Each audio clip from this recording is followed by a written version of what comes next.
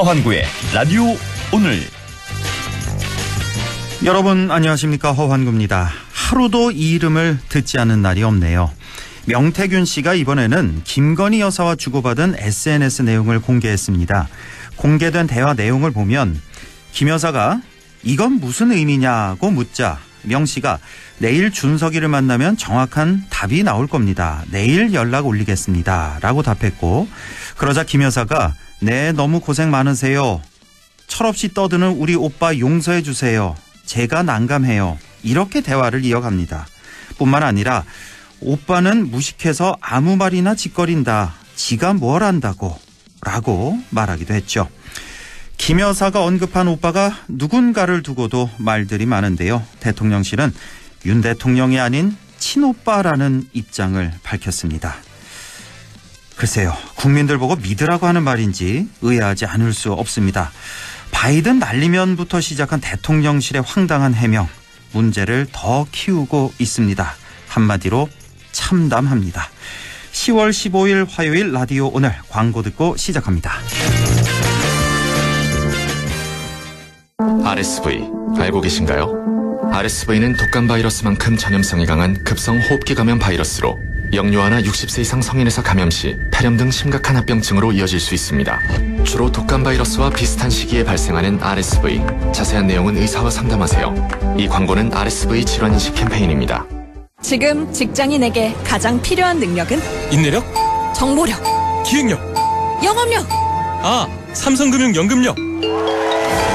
삼성생명, 삼성화재, 삼성증권, 삼성자산운용이 함께 연금력을 만들어갑니다. 삼성금융 퇴직연금. 원금 손실에 유의하시고 자세한 내용은 삼성금융 참조. 미래는 움직이는 자의 것. 퇴직연금은 실물 이전이 되는데 중도이자 안 해도 되는데 안 옮길 이유가 없는데? 이제 옮길 준비하세요. 글로벌 투자하는 연금 미래에셋증권으로. 수익률이 중요한 퇴직연금 미래에셋증권으로 움직이세요. 원금 손실 유의, 투자 전 상품 설명서 및 여건 필터. 네, 라디오 오늘 화요일 순서 시작합니다. 1부 이슈 오늘에서는 안동시 소식 알아보고요. 2부는 최유한의 시사 따라잡기 준비되어 있습니다. 라디오 오늘 유튜브로도 다시 들으실 수 있습니다. 많은 애청 바랍니다.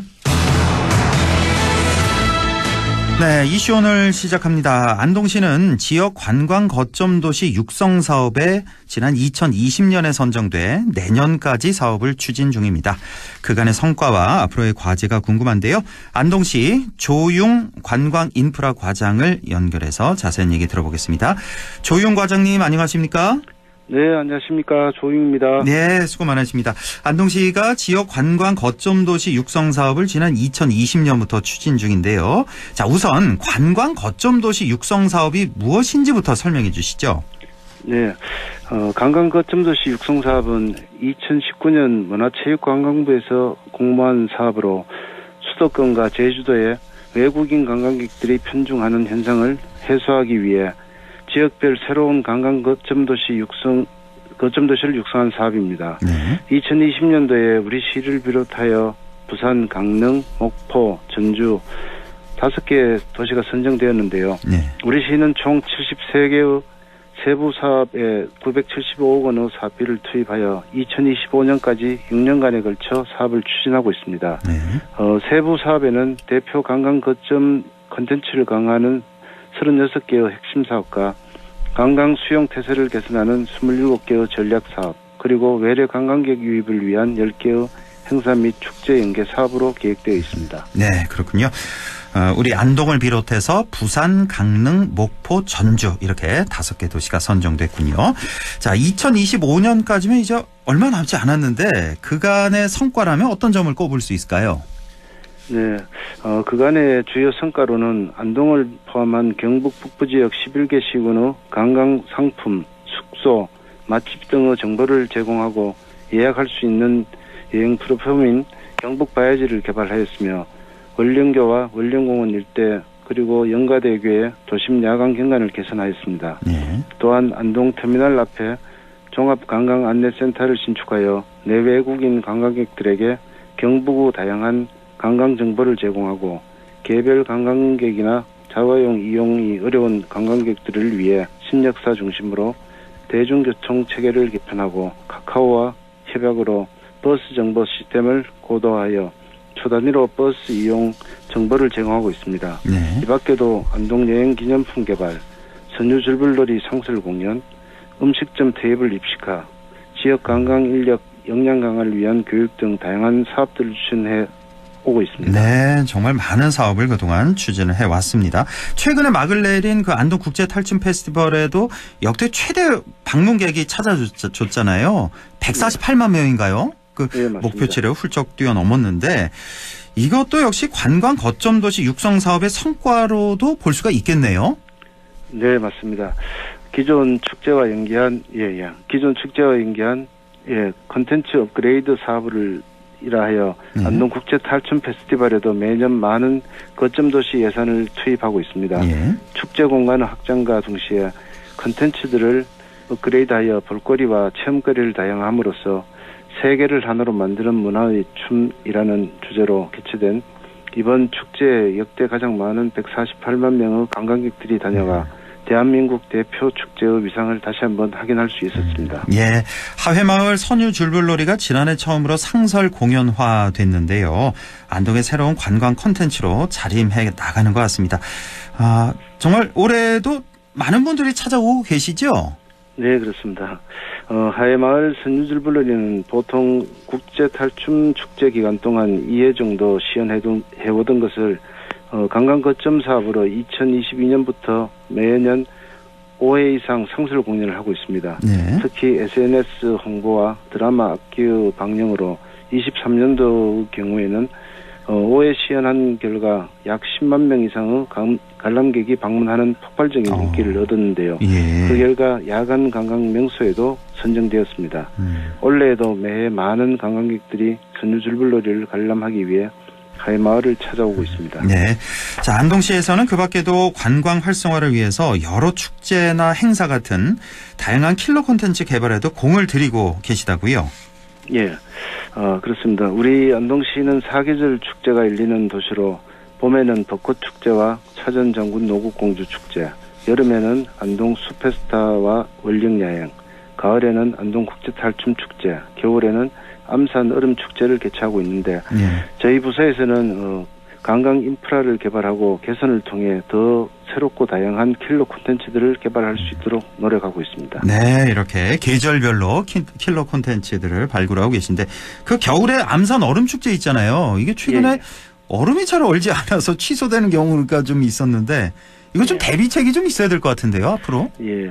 그렇죠. 그 부분에 대해서는 저희들이 그 대체를 하기 위해서 다른 방안도 지금 강구하고 있습니다. 그러니까요. 예. 자, 관광 거점 도시 육성 사업은 하회마을 권역, 원도심 월영교 권역, 도산 권역 이렇게 3개 권역으로 나눠서 추진되고 있는데요. 각 권역별 특징 좀 설명해 주시죠. 예. 첫 번째로 하회마을 권역은 하회마을과 봉정사, 병산서원 등 다양한 문화재 자원들을 보유하고 있는 곳입니다.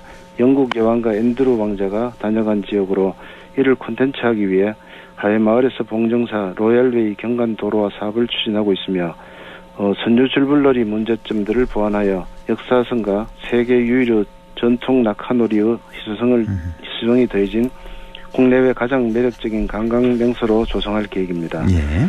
두 번째로 원도심에서 원령교 권역은 외지 관광객이 가장 많이 찾는 곳으로 중앙선 폐성 구간을 활용하여 원도심에서 원령교 테마 거리 사업, 성락철교 랜드마크화 사업, 와령터널 공간 재창출 사업 등을 통해 기존 주변 관광 자원들과 연계하여 대표 관광 코스로 조성할 계획이며 안동의 수려한 수자원을 활용한 수상무대 및 수상복합문화 공간을 조성하고 지역의 특화된 공연 콘텐츠를 제작하여 관광객 유치와 안동의 공연 문화를 한층 더 업그레이드 시킬 계획입니다.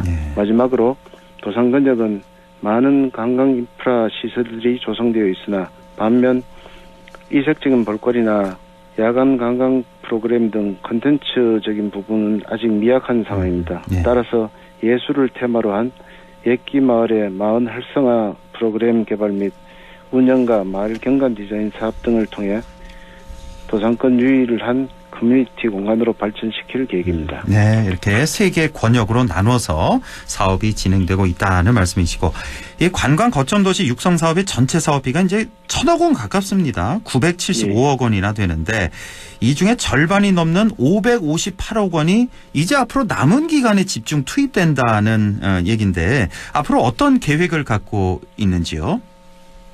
예, 그동안 저희들이 이제 대규모 자본 사업의 경우에는 기본 계획이나 그다음에 실시 설계 그리고 행정 절차에 많은 시간이 소요됩니다만 앞으로 남은 기간 동안 전체 사업비 975억 원 중 50% 이상인 558억 원을 투입하여 원도심에서 원령교 구안을 걷기 좋은 테마거리로 조성하는 사업과 성락철교 랜드마크 사업 그리고 와룡터널 미디어 아트 공간 재창출 사업 그리고 안동허의 물빛 에스프리 수상공연장 조성 사업과 같은 굵직한 대규모 시설 사업들을 본격적으로 추진할 계획입니다. 예.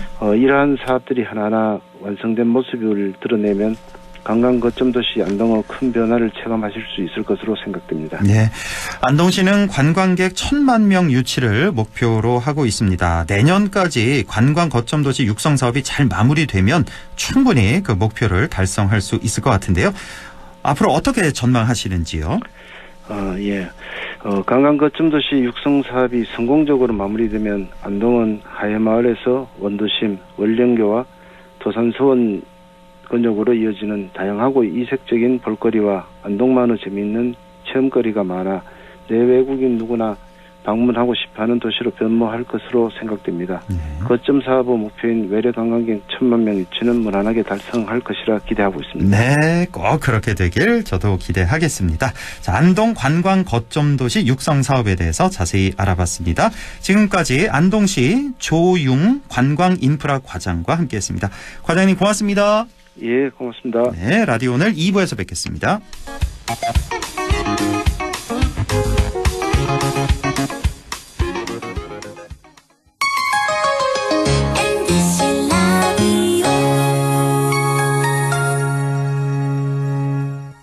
나에게 딱 맞는 대학, 나에게 꼭 맞춘 대학.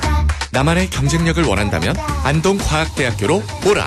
시대에 딱 취업중심 실전학과, 학생의 꼭 현장중심 실무교육, 취업의 맞춤, 내 꿈의 맞춤, 나의 드림핏 안동과학대학교. 미래는 움직이는 자의 것. 퇴직연금 실물 이전이 되는데 중도이자 안 해도 되는데 안 옮길 이유가 없는데? 이제 옮길 준비하세요. 글로벌 투자하는 연금 미래에셋증권으로. 수익률이 중요한 퇴직연금 미래에셋증권으로 움직이세요. 원금 손실 유의, 투자 전 상품 설명서 및 여건 필독. 뚜레쥬르 김수현입니다. 누구나 좋아하는 빵을 더 기본 좋게, 그래서 더 기분 좋게. 기본 좋은 쌀 베이글, 기본 좋은 소보식빵. 지금 만나보세요. 좋아하는 걸 더 기분 좋게. 건강한 매일의 한 조각, 뚜레쥬르. 오늘도 안전하게 음주운전 예방수칙 알려드립니다. 첫 번째, 술자리가 예정된 경우 미리 귀가 방법을 정하고 차는 가져가지 않는 것이 안전합니다. 두 번째, 음주 후 자전거나 전동 킥보드를 이용하는 것도 음주운전 처벌 대상에 포함됩니다. 세 번째, 과음을 한 다음 날에는 대중교통을 이용해주세요. 숙취 음주운전 역시 처벌 대상입니다. 네 번째, 음주운전을 방조하는 경우에도 3년 이하의 징역형 또는 1,000만 원 이하의 벌금형에 처해질 수 있습니다. 적극적으로 말려주세요. 위험한 음주운전 미리 예방하여 소중한 생명을 지켜주세요.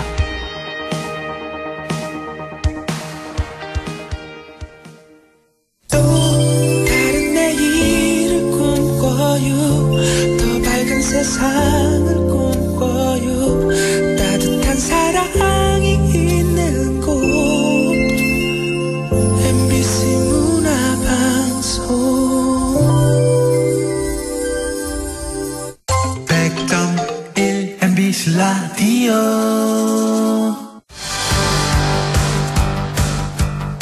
네, 6시 19분 55초 지나고 있네요. 최요한의 시사 따라잡기 시작합니다. 자, 일본의 102대 총리로 집권 자민당 내 비주류이자 온건파로 꼽히는 이시바 시게루가 선출됐습니다. 자, 오늘은 이시바 시게루 신임 일본 총리에 대해서 자세히 알아보죠.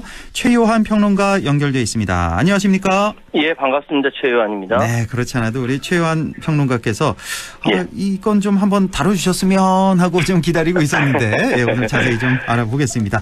예. 자, 윤석열 대통령이 이시바 총리 취임 후에 바로 전화 통화도 하고 정상회담도 하면서 일단 기시다 전 총리 시기와는 별로 큰 차이는 없어 보이는데요.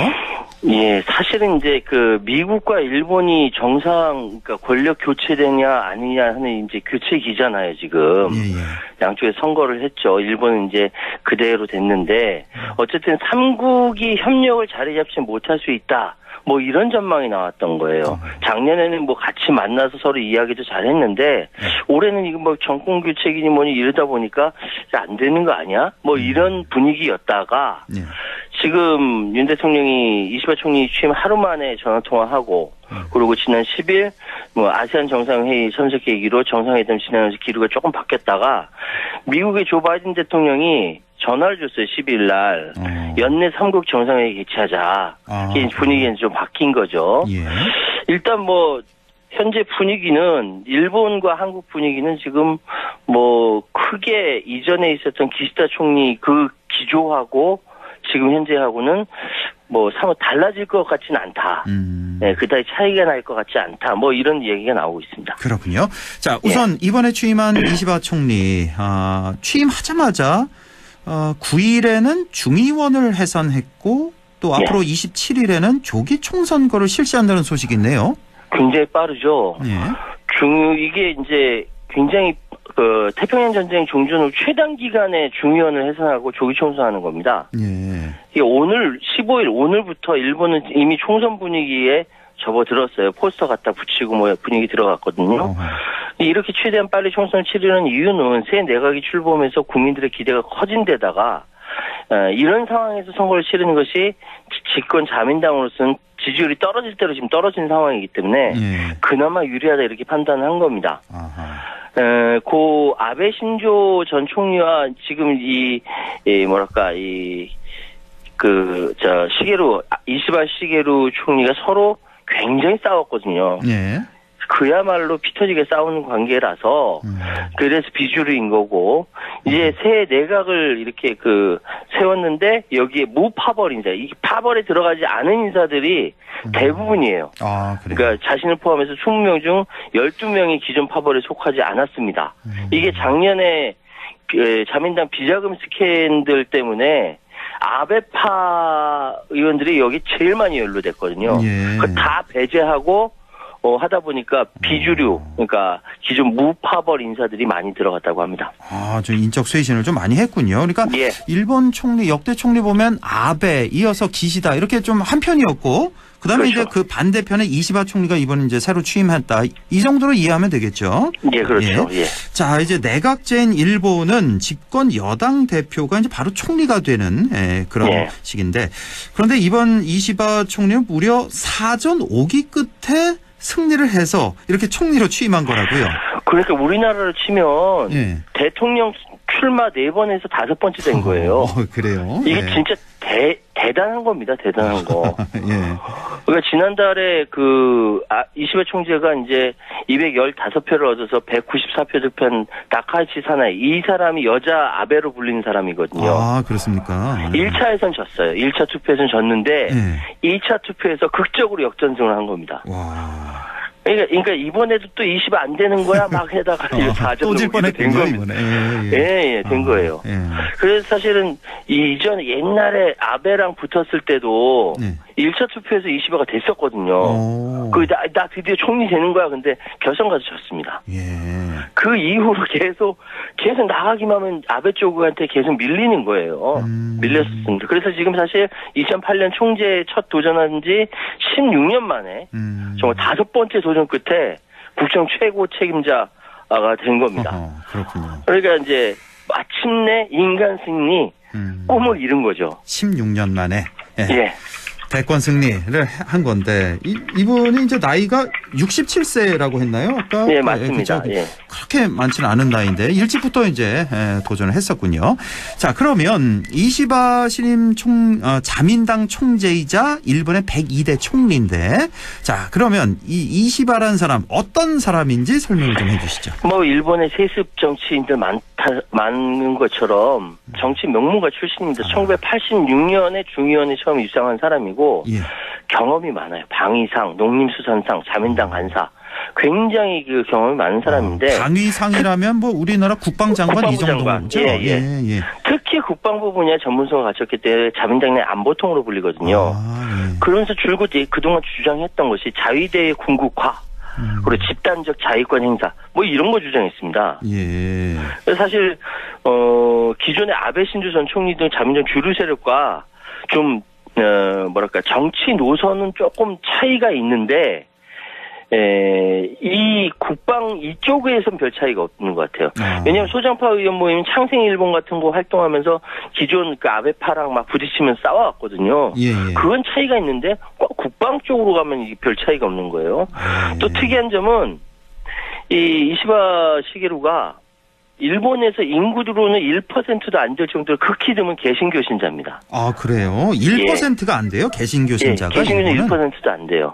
다 뭐 불교 아니면 신통, 무종교가 대세인데 1%도 안 되는 개신교 신자에다가 굉장히 외조부 쪽은 굉장히 유명한 목사들도 많고 이쪽 집안은 옛날에 그 신사참배 있지 않습니까? 예. 항상 그 반대 운동하다가 투옥된 사람들이 있을 정도로 굉장한 그 본인도 18살 때 세례받고 50년 동안 신앙생활을 해온 굉장히 개신교 일본 개신교인으로서 굉장히 보기 드문 캐릭터입니다. 예. 그래서 왜 항상 우리가 왜 문제 제기했잖아요. 저 총리들 왜 신사 참배하면 문제 제기를 항상 우리나라 뭐 중국 다 이렇게 하는데 이 이시바 총리는 안 가는군요, 신사 참배를. 그거는 다행이네요, 그래도 우리로서는. 그러니까 한마디로 이제 정치 명문가 출신의 안보통의 개신교 신자. 그러나 국방 안보 면에서는 상당히 보수적인 색채를 띠고, 우리로선 그렇게 좀 나쁘지 않은 일본 총리다 이렇게 좀 여겨지는데요, 느낌이? 그렇게 봐도 캐릭터가 좀 독특해서요. 어떤 캐릭터? 우리로서는 이렇게 좀 종잡기가 좀 어려워요. 사실 그래요? 이거는 오타쿠라고 들어보셨죠? 우리나라 덕후라고. 덕후, 예, 알죠. 어떤 특정 분야 매니아. 예. 이 사람은 어디 분야의 매니아냐면 국방부 전문가라고 말씀드렸죠. 예. 밀리터리 동호인 쪽에 특히 프라모델 만들기 전문가입니다. 프라모델이요? 그 뭐 장난감 뭐 그런 거요? 예, 그런 거. 옛날에 그 러시아 국방부 장관이 방문하니까 350분의 1 스케일에 어드미럴 쿠즈네초프급 항공모함을 이틀 만에 만들어 선물한 적이 있었어요. 굉장히 어려운데 그걸 만들었어요. 또 일본에서 굉장히 그 태평양 전쟁 발표할 때 자랑했던 전함 야마토 200분의 1 수준으로 축소해가지고 만들고 하여튼 엄청납니다, 이 사람. 그리고 또 이 프라모델 덕후뿐만 아니라 철도 덕후이기도 합니다. 이 사람 비행기 안 타고요. 철도만 타고 다녀요. 뭐 신칸센 뭐 이런 거 타는 거예요? 네, 신칸센이 뭐 철도만 타고 다니다 내리게 되면 또 거기서 사진 찍고 막 올리고 뭐 티켓 같은 거 수집하고 굉장히 독특한 사람이거든요. 국회 대정부 질문 중에 어느 의원이 이런 질문했답니다. 외계인의 지구 침략 시 자위대 포지션이 어떻게 됩니까? 물어보니까 이 사람이 말도 안 되는 질문인데 다양한 위협에 대처할 준비가 필요합니다. 이것도 성실하게 답합니다. 그러니까 사람들이 저 사람 진짜 찐 오타쿠다 이런 얘기를 합니다. 아주 좀 특이한 면이 또 있고. 예, 특이합니다. 그렇군요. 어쨌든 저는 지금 설명 쭉 해주셨는데 그 전에 뭐 아베나 기시다에 비해서 저는 한층 좋습니다. 일단은. 일단 그런 느낌이 좀 나고. 꼭 그렇게 보면 그런 건 아니에요? 이전에 아베나 기시다는 딱 보이잖아요, 캐릭터가. 이 사람 잡히지가 않는다니까요. 좀 앞으로 왜냐하면은 이번에 주장했던 것이 제일 크게 주장했던 것이 아시아판 나토 만들자라는 겁니다. 아시아판 나토. 예. 이게 이제 미국 보수성의 싱크탱크 허드슨 연구소에 총리 되기 전에 이제 일본 외교 정책의 장례라는 기고문을 냈는데 아시아판 나토를 만들자는 건 뭐냐면 이 집단으로 안전 보장을 하자. 아시아 국가들끼리. 예. 이렇게 방위 조약. 이거 뭐냐면 러시아하고 중국 방어하자는 거예요. 한국하고. 예. 예, 오스트리아, 호주하고 같이 묶어가지고. 예. 근데 거기다 뭘 넣냐면 미국 핵 넣자라는 거예요. 아, 핵을 들여. 일본 내 핵 반입이 필요하다. 이런 주장을 하는 사람입니다. 이 사람 캐릭터 뚜렷해서 잘 잡힌다라고 해서 좋아할 게 아닙니다. 그러네요. 그래서 안보 전체 면에서는 이시바 이노조는 자민당 우익과 그다지 큰 차별이 없어요. 아, 그러니까 이 안보, 국방 이쪽 관련해서는 아베나 기시다보다 훨씬 더 할 수도 있다. 더 할 수도 있다. 경계를 해야 된다. 이런 거고. 예. 경제 정책은 좀 어떻습니까? 이 사람이 이제 기시다랑 큰 차이는 없을 것 같아요. 일단 기본적으로 성장과 분배 선순환이라고 주장하거든요. 예. 그러면서 부유층 금융소득 과세 강화, 법인세 증세, 막 굉장히 좀 개혁적인 얘기를 합니다. 그래요? 이것도 진보적이네요, 또 경제적으로. 그런데 문제는 뭐냐면 이전에 기시다도 이런 주장했다가 예. 세가 없어서 펼치지 못했거든요. 예. 이 사람도 마찬가지일 것이다라고들 언론에서 이야기를 해요. 그러니까 취임 이후에 분배 중심 정책 제대로 추진할 수 있을까? 기시다도 예전에 그렇게 주장하다가 막 밀려가지고 못했는데, 야, 이시바도 마찬가지일 것 같은데라고 사람들이 이야기합니다. 아, 그렇군요. 그러니까 증세하자, 성장보다는 분배 중시하고 이런 건 상당히 좀 진보적인데, 본 마음은 그럴 수 있어도 당내 어떤 주류들이 있으니까. 또 어떻게 될지 모른다 이거고. 자, 가장 중요하고 궁금한 게 바로 앞으로 한일 관계 어떻게 될 거냐 이건데 어떻게 보십니까? 이거를 종잡기가 어려운 게 뭐냐면은 이 사람이 일본의 보통국가, 이 보통국가라는 건 다른 나라에 대해서 공격할 수 있다라는 거거든요. 자위대 해외 파병. 예. 이런 것들 주장하는 안보 면에서 이런 사람인데 굉장히 현실주의적인 정치인입니다. 예. 아까 말씀드렸던 대로 기독교인이다 보니까 야스쿠니 신변사 참배 안 하죠. 이랑 의면 덴너 참배도 하지 않습니다. 그런데 이 사람이 현실주의적 정치인이라는 게 뭐냐면은 우익적 견해 버려야 된다라고 얘기합니다. 예. 자위대 해외 파병 어디까지 사람 두고 가는 거지 이게 싸우러 가는 거 아니다.